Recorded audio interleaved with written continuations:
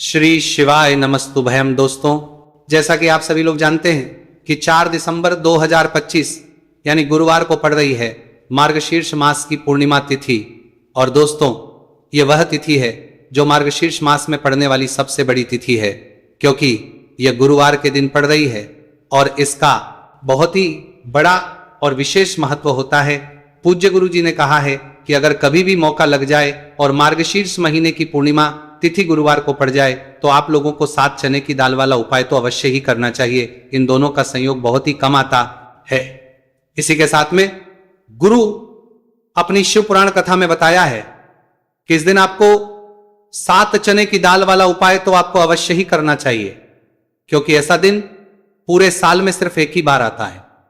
और दोस्तों, आप सभी लोग जानते हो कि गुरुवार पूर्णिमा तिथि का अगर सबसे बड़ा कोई उपाय है तो वह 7 चने की दाल वाला उपाय है। तो दोस्तों, गुरुवार पूर्णिमा तिथि के दिन आप लोगों को इस 7 चने की दाल वाला उपाय को जरूर करना है। बहुत लोग होंगे जिन लोगों ने इस उपाय को न किया हो, मतलब पूरा साल निकल गया, उन्होंने किसी भी दिन इस 7 चने की दाल वाला उपाय को न किया हो। पर दोस्तों, आपके पास एक आखिरी मौका बचा हुआ है, जो कि 4 दिसंबर गुरुवार पूर्णिमा तिथि के दिन है। इस दिन आप लोगों को इस वाले उपाय को जरूर कर लेना है। भले ही आपने पूरे महीने भर इस उपाय को ना किया हो, पर अगर आपने इस मार्गशीर्ष महीने के गुरुवार पूर्णिमा तिथि के दिन अगर इस वाले उपाय को कर लिया तो आपको इस उपाय को करने का वह फल मिलेगा जिसकी आपने कभी कल्पना भी नहीं करी होगी। इसीलिए आप लोग इस वाले उपाय को एक बार जरूर कर लेना है, ताकि आप लोगों के हाथ से यह मौका ना जा सके और आपको इस उपाय को करने का फल मिल सके। दोस्तों, यह उपाय पंडित जी ने अपनी अभी की ही श्री शिव महापुराण की कथा में बताया है। जी, इस उपाय को आज हम आपको बहुत अच्छे से समझाने वाले हैं। इस वीडियो को देखने के बाद इस उपाय को समझने के आपको कोई और वीडियो को देखने की जरूरत नहीं पड़ेगी। तो चलिए दोस्तों, उपाय को शुरू करते हैं। देखिए, यह इस मार्गशीर्ष महीने के गुरुवार पूर्णिमा तिथि के दिन यह इतना खास होता है, इतना महत्वपूर्ण होता है। देखा गया है कभी कभी बड़े बड़े पूजा पाठ अनुष्ठान से जो मनोकामना पूर्ण नहीं होते, वह मार्गशीर्ष महीने की गुरुवार पूर्णिमा तिथि के दिन एक छोटे से उपाय करने से ही आपकी मनोकामना पूर्ण हो जाती है। और बहुत सारे ने इस उपाय को किया भी है और उनको इस उपाय को करने का फल भी जरूर मिला है। अगर आप लोग भी इस उपाय को करना चाहते हैं तो आप इस उपाय को पहले अच्छे से समझ लेना, सुन लेना, उसके बाद करना। आपको इस उपाय का फल जरूर मिलेगा और इस उपाय को कर लेने से आपके घर में चाहे किसी भी प्रकार की दुख और समस्या क्यों ना चल रही हो, आपको उसका कारण भी नहीं पता है कि भाई यह समस्या किस कारण से चल रही है, उसका कुछ भी कारण हो सकता है। जैसे पितृदोष हो सकता है या किसी भी तरह का मंगल दोष भी सकता है। तो इस दिन आप लोगों को यह वाला उपाय कर लेना है। यह एक ऐसा उपाय है जिस उपाय को अगर किसी विशेष दिन पर किया जाए तो भाई उस विशेष दिन का जो है वह तो हमें मिलता ही मिलता है, पर हमने उस दिन पर इस उपाय को किया है तो हमें उससे भी बड़ा फल मिलता है, और फल बहुत जल्दी मिलता है, क्योंकि आप इस उपाय को बहुत ही बड़े और विशेष दिन पर कर रहे हो। तो चलिए अब उपाय के बारे में बात करते हैं, लेकिन उससे पहले आप लोगों को यह जानना आवश्यक है कि आखिर यह उपाय किस समय करना है, किसको करना है और कैसे करना है। तो चलिए हम आगे आपको वीडियो में एक एक करके बता देते हैं। लेकिन उससे पहले, अगर आप लोग हमारे चैनल पर पहली बार आए हैं या फिर मेरी आवाज आज पहली बार सुन रहे हैं, तो हमारे चैनल को सब्सक्राइब जरूर कर लेना और इस वीडियो को लाइक करके कमेंट बॉक्स में श्री शिवाय नमस्तुभयम ओम नमः शिवाय जरूर टाइप कर देना। तो दोस्तों, इस 7 चने की वाला उपाय को हमें इस गुरुवार पूर्णिमा तिथि के दिन कैसे करना है, किसको करना है, किस समय करना है और कहां पर करना है, ये सारे सवालों के जवाब आपको इस वीडियो में मिल जाएंगे। और जो ये वीडियो देखेगा भाई, उसको 7 चने की दाल वाला उपाय जरूर देने का करना चाहिए, क्योंकि इस दिन एक चने की दाल का भी बहुत ही बड़ा और विशेष महत्व होता है। और जब बात आ जाए 7 चने की दाल वाला उपाय की, तो ये सोने पे सुहागा वाली बात हो जाती है और ये एक बहुत ही बड़ा उपाय हो जाता है बात इस दिन, इस गुरुवार पूर्णिमा तिथि का। तो अब दोस्तों, इस 7 चने की दाल वाला उपाय को आखिर करना किसको है, सबसे पहले हम लोग वो बात जान लेते हैं। तो देखो, घर की जो बड़ी माताएं बहनें होती हैं, उन माताओं बहनों में से कोई भी एक बड़ी माता बहन इस वाले उपाय को कर सकती है। और दोस्तों अगर आप चाहें तो अपने घर में से सभी सदस्यों को भी इस उपाय को करवा सकते हैं। अगर किसी व्यक्ति की खुद की कोई मनोकामना है, खुद की कोई दुख और है जो कि वो अपने लिए ही करना चाहता है, इस वाले उपाय को तो वो खुद अपने लिए भी कर सकता है। बाकी अगर कोई घर में से ऐसा है जो कि अपने पूरे घर परिवार की सुख और शांति के लिए यह वाला उपाय करना चाहता है, तो भाई वो भी कर सकता है, उसमें भी कोई दिक्कत वाली बात नहीं है। कहने का मतलब यह है कि इस उपाय को हर एक सदस्य भी कर सकता है और पूरे घर परिवार के सदस्य के लिए घर की बड़ी माताओं बहनों में से कोई एक माता बहन भी कर सकती है। माताएं बहनें अगर घर में उपस्थित ना हो या वो उपाय ना कर पा रही हो, तो फिर घर का कोई बड़ा सदस्य भी इस 7 चने की दाल वाला उपाय को कर सकता है, चाहे फिर वो पुरुष ही क्यों ना हो, उसमें कोई भी दिक्कत वाली बात नहीं है। उसके बाद में दोस्तों जो अगला प्रश्न निकल कर आता है वो ये आता है इस उपाय को लेकर कि आखिर इस उपाय को हमें किस समय करना है, सुबह के समय करना है कि शाम के समय करना है। तो देखो इस वाले उपाय को आप लोग सुबह के समय भी कर सकते हो और शाम के समय प्रदोष काल में भी करते हो। अब अगर आप पूछो कि भाई सबसे उत्तम समय कौन सा रहेगा इस 7 चने की दाल वाला उपाय को करने का, तो हम आपसे बस यही कहेंगे कि इस उपाय को आप सुबह के समय करेंगे तो ज्यादा बेहतर होगा। बाकी अगर प्रदोष काल शाम के समय भी करेंगे तो भी अच्छा होगा, उसमें कोई भी दिक्कत वाली बात नहीं है। तो अब दोस्तों जो अगली सबसे बड़ी और महत्वपूर्ण बात आती है वो ये आती है कि सुबह अगर हम उपाय को तो हमें कितने बजे से लेकर कितने बजे तक के बीच में करना है, और शाम के समय प्रदोष काल में करेंगे तो हमें कितने बजे से लेकर कितने बजे के बीच में करना है। तो देखो सुबह जितनी जल्दी हो सके आप उपाय को करने की कोशिश करना। बाकी अगर किसी कारणवश लेट भी हो जाओ, थोड़ी देर भी हो जाए, तो 10 या 11 बजे तक भी आप उपाय कर लेना, पर 12 बजे से ज्यादा देरी ना हो, ठीक है, इस बात का ध्यान रखना। उसके बाद दोस्तों अगर शाम के समय प्रदोष काल की बात करें, प्रदोष काल का जो समय है होता है वो शाम के 6 बजे से शुरू हो जाता है। मतलब शाम के 6 बजे से लेकर 7 बजे के बीच का जो समय होता है यह समय प्रदोष काल का समय होता है। तो आप इस उपाय को 7 या 8 बजे के बीच में भी कर सकते हो। मतलब शाम के 6 बजे से रात 8 बजे के बीच में आप कभी भी इस वाले उपाय को कर सकते हो, उसमें कोई भी दिक्कत वाली बात नहीं। चलिए जानते हैं उस विशेष उपाय के बारे में। देखिए दोस्तों पूज्य गुरुजी की कथा के अनुसार ही इस उपाय को आपको बहुत ही विस्तार से समझाने का प्रयास करेंगे, लेकिन उससे पहले वीडियो को लाइक करें।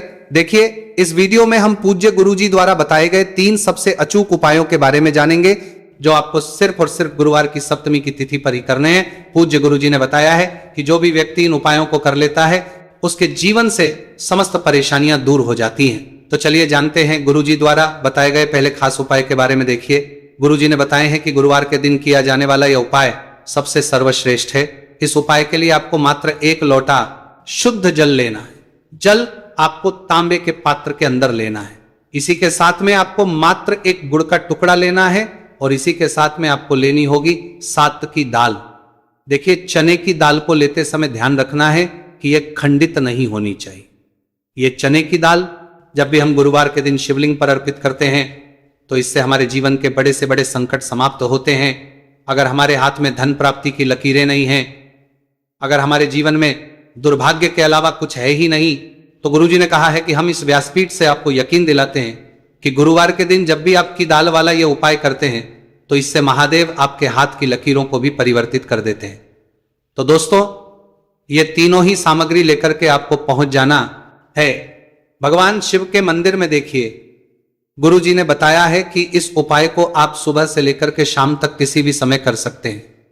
देखिए शिव मंदिर पहुंचने के बाद आप जो 1 गुड़ का टुकड़ा लेकर के गए हैं, सबसे पहले तो आपको उसे जल के पात्र के अंदर डाल देना है और आपको महादेव का स्मरण करते हुए ये 1 लोटा जल धीरे धीरे शिवलिंग पर अर्पित करते जाना है। साथ ही साथ आपको श्री शिवाय नमस्तुभयम इस मंत्र का भी जाप करते रहना है। कम से कम 11 बार आपको इस मंत्र का जाप अवश्य करना है। अब दोस्तों आपके पास जो चने की दाल है उन्हें आपको एक एक करके शिवलिंग पर अर्पित करते जाना है। चने की दाल आप एक एक करके भी समर्पित कर सकते हैं और एक साथ भी शिवलिंग पर अर्पित कर सकते हैं। देखिए चने की दाल को समर्पित करने के बाद आपको बृहस्पति शवर महादेव से प्रार्थना कर लेनी है कि हमारे जीवन में जो भी संकट समस्या चल रही है, हम जो भी कार्य करते हैं उसमें हमें बार बार असफलता मिलती है, रुकावटें संकट जीवन में लगातार बने हुए हैं, चारों तरफ से सिर्फ और सिर्फ निराशा ही हाथ लग रही है, तो अपने दुर्भाग्य को दूर करने के आपको बृहस्पति शवर महादेव से प्रार्थना कर लेनी है। पूज्य गुरु जी ने कहा है कि इस गुरुवार के दिन ये चमत्कारी उपाय करके देख लेना और आप स्वयं देखेंगे कि 1 या 2 महीने के अंदर आपके जीवन का जो दुर्भाग्य है वो समाप्त होना प्रारंभ हो जाएगा। अब दोस्तों हम जान लेते हैं दूसरे विशेष और चमत्कारी उपाय के बारे में। देखिए, इस उपाय के लिए आपको मात्र एक तुलसी जी की लकड़ी लेनी होगी। अगर आपके पास पहले से ही तुलसी जी की लकड़ी है तो उसका उपयोग आप कर सकते हैं, और यदि आपके घर में तुलसी जी का पौधा सूखा हुआ है तो वहां से भी आप तुलसी जी की मात्र एक लकड़ी ले सकते हैं। देखिए, इस उपाय के लिए आपको मात्र एक मिट्टी का दीपक लेना है। इसमें आपको शुद्ध घी का प्रयोग करना है और इस दीपक के अंदर आपको ये जो तुलसी जी की लकड़ी है इसे रख देना है। इस लकड़ी को आपको पूरा घी के अंदर डुबो देना है, चारों तरफ अच्छे से घी लगा देना है और आपको इस दीपक के अंदर इस लकड़ी को रख लेना है। देखिए, यदि आपको ऐसा लगता है कि तुलसी जी की जो लकड़ी है वो बहुत ही जल्दी से जल जाती है तो आपको एक कार्य करना है। आपने जो तुलसी जी की लकड़ी ली है उस पर आपको पूरी पर अच्छे से रुई लपेट देना है, यानी कि कॉटन जो होती है उसे अच्छे से लपेट देना है, जिससे कि ये जो लकड़ी है दिखाई ही ना पड़े। तो इस लकड़ी के ऊपर आपको लपेट लेनी है। अब इसी लकड़ी के ऊपर जो आपने रुई लपेटी है उस पर आपको अच्छे से घी लगा लेना है और उस दीपक के अंदर आपको इसे डाल देना है। अब देखिए, इस दीपक को आप भगवान विष्णु के वहां पर भी प्रज्वलित कर सकते हैं या फिर भगवान विष्णु के किसी भी स्वरूप के सामने आप इसे प्रज्वलित कर लेना है सकते हैं, या फिर आपके घर में जो माता तुलसी जी का पौधा है वहां पर भी इस दीपक को आप प्रज्वलित कर सकते हैं। पूज्य गुरु जी ने कहा है कि जो भी व्यक्ति इस 4 दिसंबर 2025 गुरुवार की पूर्णिमा तिथि पर यह तुलसी जी की लकड़ी का दीपक प्रज्वलित कर देता है तो उसके जीवन में कभी भी धन संपदा की कमी नहीं होती है। देखिए, ये जो उपाय है आपने कार्तिक में पूर्णिमा तिथि पर किया होगा, लेकिन इस बार मार्गशीर्ष मास की पूर्णिमा तिथि है। गुरुवार के दिन, गुरुवार का दिन भगवान विष्णु को समर्पित होता है और ये जो दीपक है हम विशेषकर भगवान के निमित्त ही प्रज्वलित कर रहे हैं। तो इस दीपक को आप इस महीने की गुरुवार की पूर्णिमा तिथि पर भी प्रज्वलित कर सकते हैं। देखिए, ये जो दीपक है विशेषकर आपको शाम के समय यानी कि सूर्यास्त के बाद ही करना है। अब दोस्तों हम जान लेते हैं गुरुजी द्वारा बताए गए तीसरे बहुत ही चमत्कारी और विशेष उपाय के बारे में।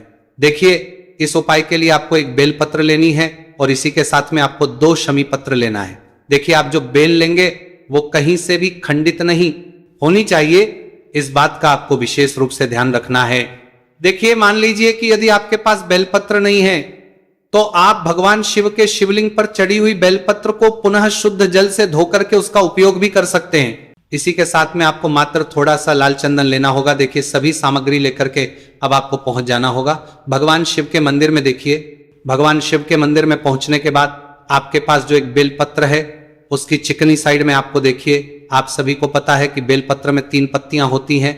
तो बेलपत्र की जो ऊपर वाली बड़ी पत्ती होती है और नीचे वाली जो 2 छोटी पत्तियां होती हैं उसकी चिकनी साइड पर आपको, यानी कि जो छोटी पत्तियां होती हैं वहां पर आपको एकाएक शमी पत्र जो आप लेकर आए हैं उन्हें छोटी पत्तियों के ऊपर रख देना और इन्हीं शमी पत्र के ऊपर आपको लाल चंदन की एक बिंदी लगा देनी है।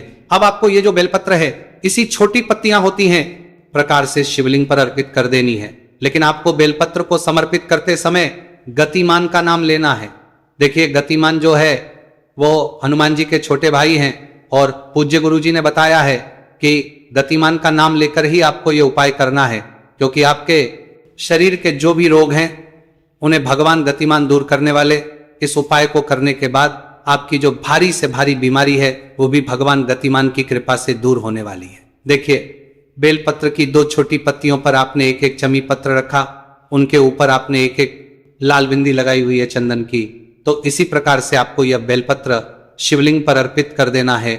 भगवान गतिमान का स्मरण करते हुए, गतिमान भगवान का स्मरण करते हुए आपके शरीर में या फिर आपके घर किसी भी सदस्य के शरीर में जो भी रोग हैं उस रोग को दूर करने के लिए आपको भगवान से प्रार्थना कर लेनी है और फिर आपको वापस अपने घर आ जाना है। देखिए, इस उपाय के लिए गुरुजी ने कोई भी निश्चित दिन निश्चित समय नहीं बताया है, तो इस उपाय को आप किसी भी दिन कर सकते हैं। आप लगातार इस उपाय को किसी भी दिन कर सकते हैं और हफ्ते में केवल 1 दिन भी कर सकते हैं। गुरुजी ने कहा है कि यदि आपकी सल्लो पुरानी बीमारी है वो भी भगवान गतिमान की कृपा से दूर हो जाएगी। तो दोस्तों, इस प्रकार से आज के इस वीडियो में हमने आपको गुरुवार की इस पूर्णिमा तिथि पर किए जाने वाले 3 बहुत ही चमत्कारी उपाय बताए हैं। जो भी आपके लिए उचित है, सरल है, उसे आप कर सकते हैं। तो दोस्तों, ये थे पूज्य गुरु जी द्वारा बताए गए कुछ बहुत ही खास उपाय। अगर आपको जानकारी अच्छी लगी हो तो वीडियो लाइक करिएगा। मिलते हैं फिर एक नए वीडियो के साथ। श्री शिवाय नमस्तु भयम।